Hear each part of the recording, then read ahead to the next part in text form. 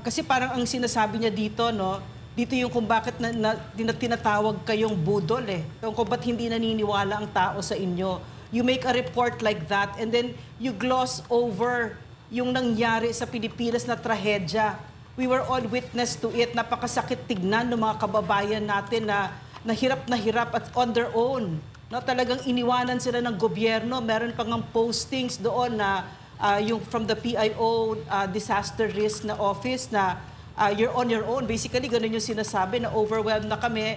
Bahala na lang kayo sa buhay ninyo. Basically, ganun. But that post was taken down.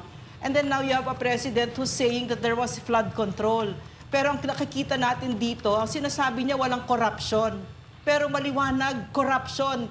Unless iniinsulto niya yung katalinuhan ng Pilipino at he's rubbing salt to our wounds. Masakit na nga yun nangyari. Magsasabi pa siya ng ganyang lantarang kasinungalingan, no?